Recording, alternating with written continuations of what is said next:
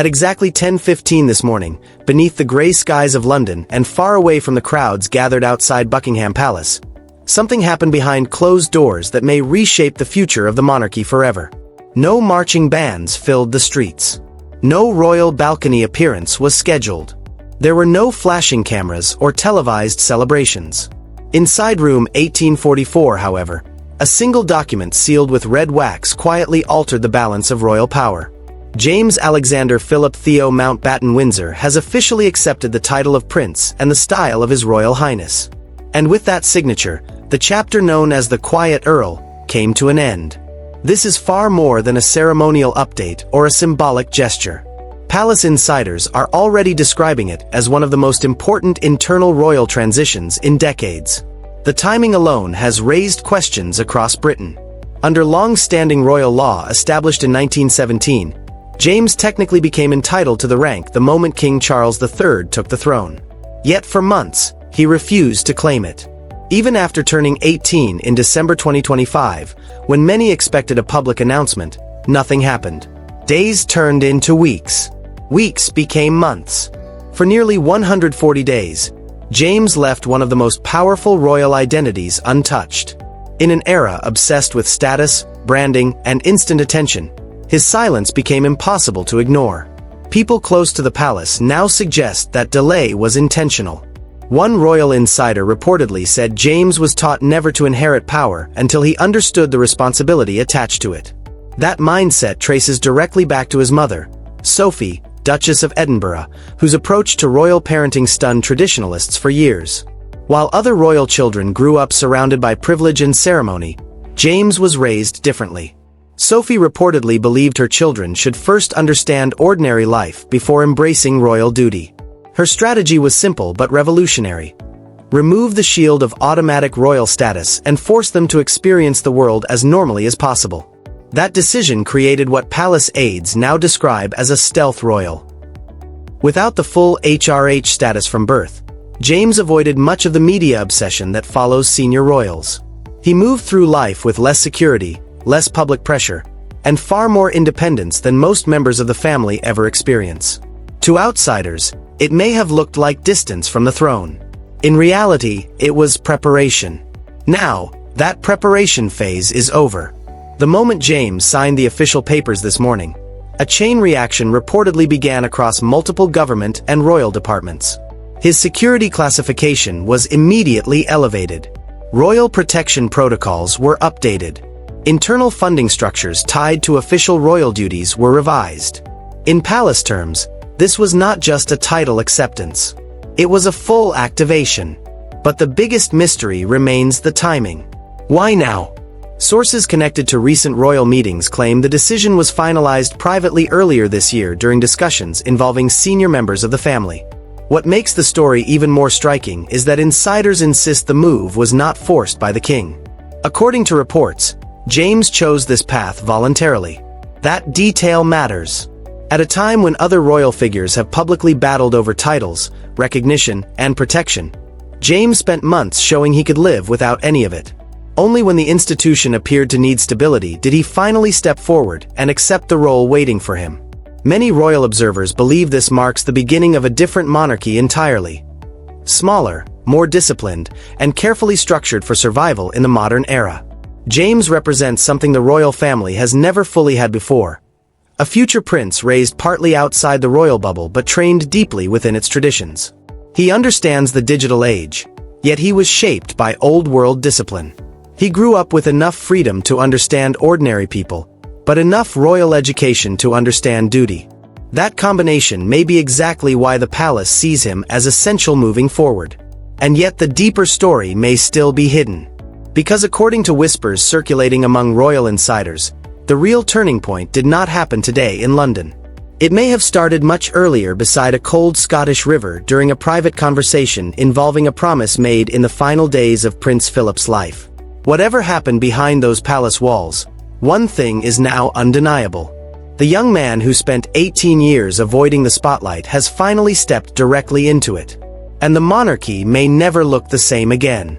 James was never raised inside the protected bubble that usually surrounds royal life. While other young royals moved through crowds behind security convoys and darkened windows, he was quietly learning how ordinary people actually lived. He rode public transportation, waited in long lines, dealt with delayed trains, and experienced the small frustrations that define everyday British life. To many inside palace circles, it seemed unusual. To Sophie, it was essential. She understood something the monarchy had slowly begun to lose touch with over generations. True public connection cannot be manufactured through speeches or ceremonies. A royal who understands rising fuel prices, crowded stations, and ordinary routines develops a kind of empathy that no formal training can ever create. But Sophie's strategy went far deeper than simply giving her son a normal childhood. What she was really building was psychological discipline. Instead of teaching James that royal blood made him superior, she raised him to believe the opposite. That privilege created responsibility. From an early age, he was taught that his position was not a reward, but a debt owed to the nation. That single idea shaped everything. Unlike previous generations raised to expect admiration automatically, James was trained to believe respect had to be earned through competence, restraint, and service. The goal was never to create another ceremonial figure wrapped in tradition. The goal was to create someone capable of surviving the brutal pressures of the modern world while still protecting the institution behind him. And the results are already visible. While many expected him to follow the classic royal academic route through subjects like history or politics, James reportedly chose systems engineering, a field built around structure, logic, efficiency, and problem-solving. Those close to him say he doesn't see the monarchy as a fantasy built on crowns and palaces. He sees it as a fragile system that must constantly adapt if it wants to survive the future. That perspective changes everything. By delaying his acceptance of the prince title until now, Sophie ensured her son first experienced reality before stepping fully into power. He entered adulthood not as someone protected from the world, but as someone shaped by it. This morning's signature was not just the acceptance of royal status. It was the arrival of a young man trained to modernize an institution older than most nations on earth. Yet behind all of this lies an even deeper mystery, one connected directly to Prince Philip. Because while Sophie built the shield around James, Philip was quietly forging something far more dangerous underneath it. The true transformation reportedly began in the Scottish Highlands near Balmoral, beside the icy waters of the River Dee. Official records describe the meetings as simple fishing trips between grandfather and grandson. But insiders now believe those long private sessions were something much more important. Between 2018 and 2020, Philip allegedly spent dozens of private hours mentoring James away from public attention. What looked like peaceful fly fishing excursions may actually have been lessons in endurance, discipline, and emotional control. Former military observers connected to royal analysis circles describe Philip's teaching style as rooted in static observation, the ability to remain completely calm while silently absorbing everything happening around you. Reading movement, watching patterns, understanding pressure without reacting emotionally to it. Philip wasn't teaching the boy how to fish. He was teaching him how to survive. At a time when modern public figures constantly broadcast every feeling, every opinion, and every personal conflict, Philip reportedly believed the monarchy needed the opposite. Not louder personalities. Not celebrities. Not attention seekers. It needed stability, silence, endurance. And James absorbed those lessons completely. The world caught its first glimpse of that discipline during the vigil for Queen Elizabeth II in September 2022. Inside Westminster Hall, millions watched the royal grandchildren standing beside the late Queen's coffin. James was only 14 years old, yet something about his composure immediately stood out. For 15 uninterrupted minutes, under crushing emotional pressure and global media attention, he barely moved. No nervous shifting. No visible discomfort. No sign of panic or exhaustion. Veteran royal reporters who had covered the monarchy for decades were stunned by the level of control displayed by someone so young. To most viewers, he appeared to be a grieving grandson honoring his great-grandmother. But inside palace circles, many saw something else entirely. They saw the results of Philip's training. That moment revealed a quality increasingly rare in modern public life: the ability to remain calm under relentless scrutiny. And now, with today's acceptance of the prince title, That same discipline officially moves to the center of the monarchy's future. James is not stepping forward as a celebrity royal built for headlines and interviews. He represents a return to something older and colder. Duty without performance, authority without emotional spectacle, silence used as strength rather than weakness. But that raises a difficult question for the years ahead. If James was trained to operate best in the shadows, what happens when the monarchy asks him to fill a space once dominated by one of the most visible and unpredictable royals of the modern age? Because the next phase of this story is already unfolding far from Buckingham Palace. And according to insiders, its first major test may begin not in Britain, but on the southern edge of Africa near the Cape of Good Hope. The British monarchy has never survived by simply replacing missing pieces. It survives by adapting faster than its weaknesses can destroy it. For years, the royal institution has faced a growing challenge from across the Atlantic, where a louder and more commercial version of royal identity began dominating headlines.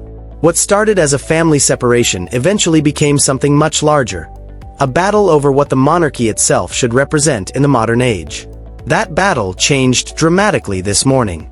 With the official rise of Prince James Alexander, the palace has quietly unveiled its answer to 6 years of instability, controversy, and public doubt. And according to royal insiders, this response was not emotional. It was strategic. While one side of the royal story became built around media appearances, public grievances, interviews, and celebrity culture, James spent nearly 2 decades developing the exact opposite image. His model is not based on visibility. It is based on usefulness. This is not just a contrast between personalities. It is a clash between 2 completely different visions of power. One depends on attention. The other depends on discipline. The first real sign of this shift appeared earlier this year during James's first major international engagement in South Africa. Observers expected the standard royal formula: large convoys, carefully staged photographs, emotional speeches, and non-stop media coverage. Instead, what happened shocked even experienced palace correspondents. James reportedly rejected the oversized royal escort typically assigned to high-profile visits and traveled with minimal visible security. When he arrived at an environmental research facility near Table Mountain, he did not position himself for cameras or ceremonial greetings. He disappeared into private briefing rooms alongside scientists, researchers, and climate analysts. 4 hours, he reportedly studied satellite mapping systems, ecological models, and conservation data with technical teams. There were no dramatic photo opportunities, no personal interviews, no viral social media campaign attached to the event. He didn't ask for applause. He asked for information. That single decision revealed the model the monarchy may now be embracing. James is not being shaped into a symbolic figure designed purely for public admiration. He is being positioned as a functional royal, someone expected to contribute expertise rather than simply represent tradition. Many insiders now believe King Charles III has been preparing this transition quietly for years. Since 2020, one question has hung heavily over the institution: who would eventually fill the gap left behind by Prince Harry's departure from frontline royal life? The palace's answer appears to be that there will be no replacement in the traditional sense. Instead, they have built something entirely different. James combines several qualities the monarchy considers critical for survival. He carries Prince Philip's emotional discipline, Sophie's grounded understanding of ordinary life, and a level of technical education almost unheard of within previous royal generations. Most importantly, he seems to have no obsession with fame itself. And in today's world, that may be his greatest advantage. Royal strategists reportedly believe modern audiences are exhausted by constant overexposure. Mystery now creates more influence than non-stop visibility. James understands this instinctively. He doesn't chase attention, which ironically makes the public more curious about him. Some insiders have already started referring to him as the monarchy's antidote to celebrity-driven royalty. But behind the scenes, an even more important development has been unfolding, one involving Prince William. 4 years after Harry's exit, William reportedly carried the pressure of institutional reform with very little internal support. Publicly, the monarchy remained stable. Privately, however, there was concern about the future structure of the crown. The heir to the throne needed more than loyal relatives around him. He needed someone capable of helping modernize the institution itself. That is where James enters the picture. According to palace sources, his integration into William's inner circle began long before today's announcement. During work connected to the Earthshot Prize, James was not simply invited as a royal guest. He was reportedly involved behind the scenes in technical and strategic discussions tied to environmental systems and innovation projects. He wasn't there to pose for photographs. He was there to analyze. That distinction matters enormously, because the monarchy's biggest challenge moving forward is no longer tradition alone.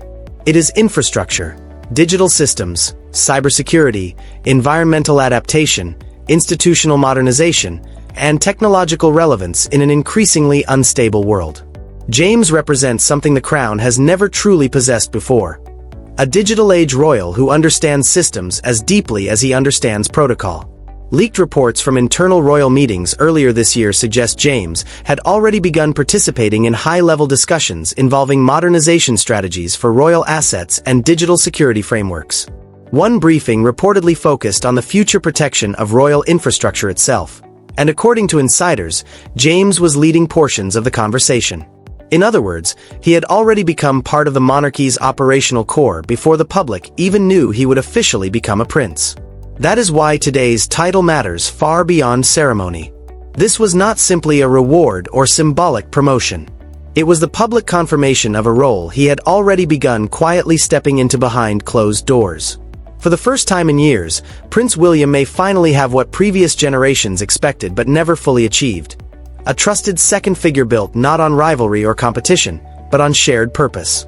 Together, palace observers believe the two men could reshape the monarchy into something far more streamlined and strategically controlled than anything seen in modern royal history. William provides long-term vision. James provides technical precision. And that partnership may define the next era of the crown. But even now, uncertainty remains. Because the activation of Prince James Alexander also introduces enormous pressure.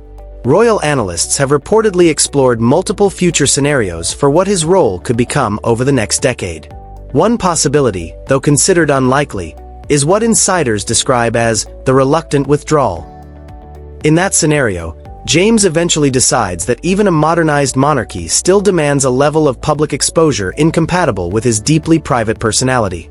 After all, he was raised in silence, trained away from celebrity culture, and conditioned to avoid emotional performance. The question now is whether someone shaped in the shadows can truly survive life at the center of global attention. And as the monarchy enters this new phase, that uncertainty may become the most important story of all. Some royal analysts still believe there is a small possibility that James Alexander could eventually step back from public royal life altogether. In that version of the future, he accepts the prince title today but later disappears into a quieter world built around technology, engineering, and private institutional work. Yet insiders consider that outcome highly unlikely. The reason is simple. James was never trained to chase attention in the first place. Sophie spent nearly 2 decades preparing him specifically for the pressures attached to royal duty. He was raised to function as support for the institution, not as its celebrity centerpiece. Unlike many public figures who become overwhelmed by constant exposure, James reportedly learned early how to stand inside public scrutiny without allowing it to consume his identity. There is also the more traditional possibility, the path many expect from any newly elevated royal figure. In this scenario, James settles into the routine role of a dependable working prince. He attends ceremonies, supports charities, cuts ribbons, appears at national events, and quietly fulfills hundreds of official obligations year after year. It would be stable, predictable, safe. But many observers believe that outcome completely misunderstands who he actually is. Because someone does not spend years mastering systems engineering simply to spend decades unveiling memorial plaques and shaking hands at formal receptions. His education, training, and reported behind-the-scenes involvement point towards something much larger. That is why palace strategists increasingly believe the most likely future is the emergence of what some insiders have started calling the STEM prince. In this version of the monarchy's future, James becomes something entirely new. Not a royal built around image management, but one focused on practical solutions and institutional modernization. Instead of operating primarily through speeches and publicity campaigns, he becomes responsible for the technical backbone of royal initiatives. Rather than simply supporting environmental projects ceremonially, he helps evaluate their effectiveness. Instead of promoting modernization through symbolic language, he reportedly works directly on the systems behind it. He becomes the figure connecting centuries-old royal structures with advanced technology, sustainability strategies, and modern infrastructure planning. This role would place him in an unprecedented position inside the monarchy, not just as a representative of the crown, but as one of the people actively redesigning how it functions. That possibility is exactly why many inside palace circles view him as essential to the monarchy's survival in the decades ahead. Public trust in institutions has changed dramatically in recent years. Symbolism alone no longer guarantees loyalty. People increasingly expect competence, measurable impact, and real expertise. James appears designed for that environment. His rise signals a shift away from the old belief that royal influence depends purely on titles, ceremony, and mystique. Instead, the institution may now be trying to prove that relevance comes through contribution and capability. And that may be the most radical transformation of all. But even after today's historic announcement, insiders suggest the biggest revelation has not yet reached the public.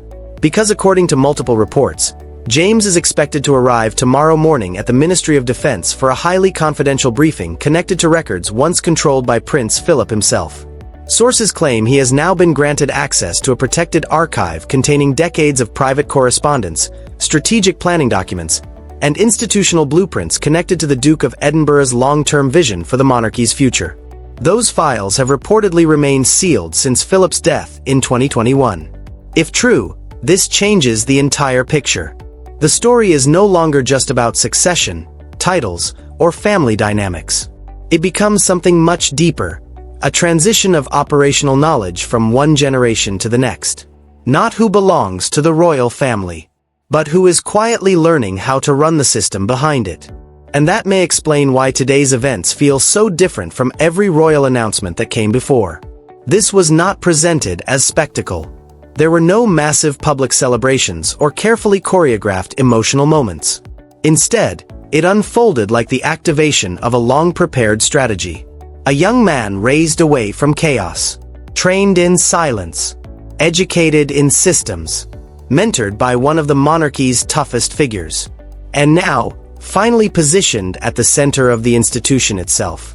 As the curtains slowly begin to lift, one thing is becoming increasingly clear.